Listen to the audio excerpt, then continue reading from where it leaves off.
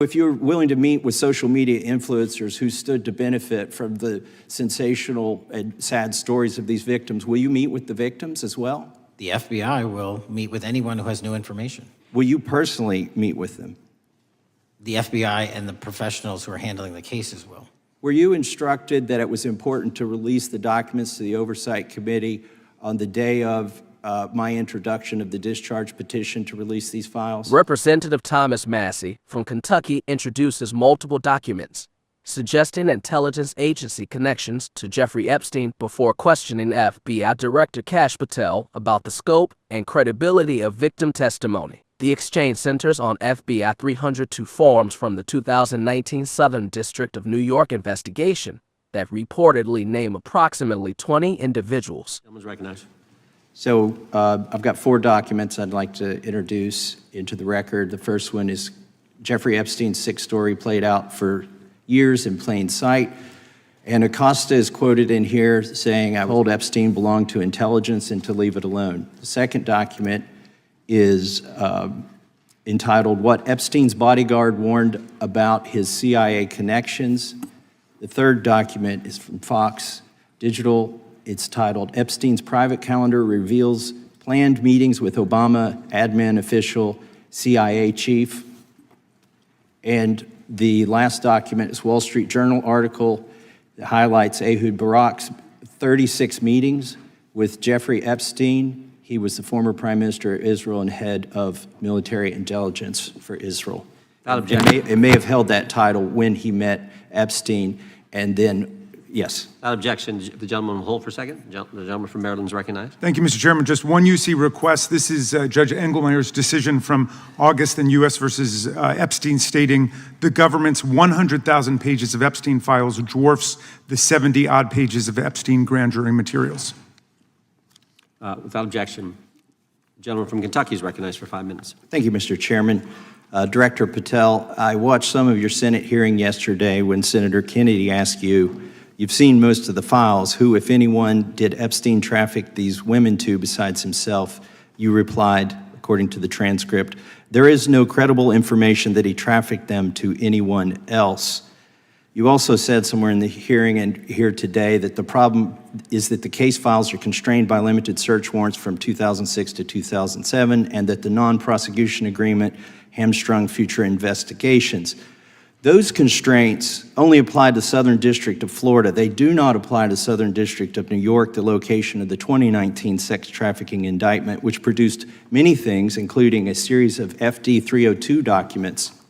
According to victims who cooperated with the FBI in that investigation, these documents in FBI possession, your possession, detail at least 20 men, including Mr. Jess Staley, CEO of Barclays Bank, who Jeffrey Epstein trafficked victims to, victims including minors, such as Virginia Roberts Giuffre, may she rest in peace. That list also includes at least 19 other individuals, one Hollywood producer worth a few $100 million, one royal prince, one high-profile individual in the music industry, one very prominent banker, one high-profile government official, one high-profile former politician, one owner of a car company in Italy, one rock star, one magician, at least 6 billionaires, including a billionaire from Canada. We know these people exist in the FBI files, the files that you control. I don't know exactly who they are, but the FBI does. Have you launched any investigations into any of these people, and have you seen these 302 documents? Sir, I have asked my FBI agents to review the entirety of the Epstein files and bring forth any credible information. And we're working with Congress not only to divulge that information and produce it to you, but any investigations that arise from any credible investigation will be brought. There have been no new materials brought to me launching a new indictment. So is the loophole here, or is it your assertion that these victims aren't credible, that the 302s maybe didn't produce credible statements that rise to a probable cause? It's not my assertion, sir. It's the assertion of 2 different United States attorneys' offices from 3 separate administrations who investigated those same materials in lifetime. Are the 302 documents in the FBI's possession? They reviewed all that, yes, sir. And so have you reviewed those 302 documents where the victims name the people who victimized them? If I personally know, but the FBI has. So how can you sit here and in front of the Senate and say there are no names? I said all I named one information- today. I said we are not in the practice at the Department of Justice FBI of releasing victims' names. That is not what we do. We are also not in the habit of releasing incredible information. That's not what we do. But multiple authorities have looked at the entirety of what we have. Okay, I got to move on here. Were you present when the AG had the White House event when she released the binders to the social media influencers? I was, yes. So if you're willing to meet with social media influencers who stood to benefit from the sensational and sad stories of these victims, will you meet with the victims as well? The FBI will meet with anyone who has new information. Will you personally meet with them? The FBI and the professionals who are handling the cases will.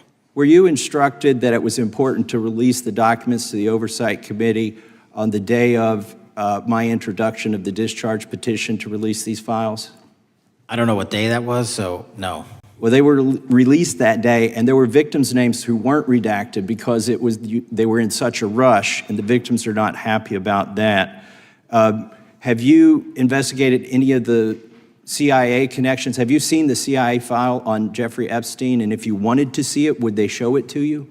Well, I can speak for the FBI, and that's presuming there's a CIA case file, and I've reviewed everything that the interagency, not I, the FBI, that was provided to us. Would you be willing to look at the CIA file on Jeffrey Epstein? If there is such a file, and if it has not already been turned over to the FBI will look at any new investigative leads. Have you made any progress on the pipe bomb investigation January 6th? And have you made any progress on the motive of the Las Vegas shooter? As to the first, it's an ongoing investigation, and we have made progress. As to the second, sir, I'll have to get back to you. All right, thank you. I yield back. This questioning reveals the complexity of what FBI. credible information means in federal prosecutions versus what victims have stated in official interviews. FBI 302 forms are used by agents to summarize interviews and contain information taken from subjects rather than details about the subjects themselves. See, for example, the Wikipedia entry on FBI forms, meaning they document what victims say, not necessarily what prosecutors can prove. Massie presents a specificity that's been largely absent from other exchanges, not vague assertions about files, but concrete reference to 302 forms from a 2019 investigation naming roughly 20 individuals by category: bankers, entertainers, politicians, billionaires. If these documents exist as described, they represent victim testimony documented by FBI agents, which raises the question of why such testimony doesn't meet Patel's credible information standard for prosecution. The gap between documented testimony and prosecutable evidence is significant in criminal law. Victim statements alone, without corroboration, physical evidence, or other witnesses, may be insufficient to meet the beyond a reasonable doubt standard required for conviction. Patel's defense shifts responsibility across time and jurisdiction,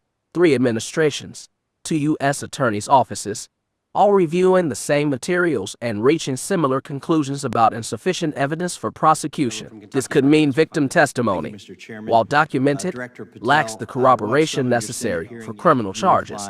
Or it could mean prosecutorial discretion has consistently favored caution over aggressive pursuit of powerful individuals. The exchange also touches on procedural missteps that erode public trust. The rushed release of documents to social media influencers at a White House event where victims' names weren't properly redacted. Meeting with influencers for public relations purposes, while declining personal meetings with victims sends a troubling message about priorities. Massie's question, if you'll meet with influencers, will you meet with victims, goes unanswered directly, with Patel promising FBI professionals will handle such meetings. The reference to potential CIA files on Epstein opens another dimension: interagency information sharing and whether intelligence community materials might contain investigative leads the FBI hasn't accessed or pursued. What's your take on this exchange? Drop your thoughts below and subscribe for more congressional hearing coverage.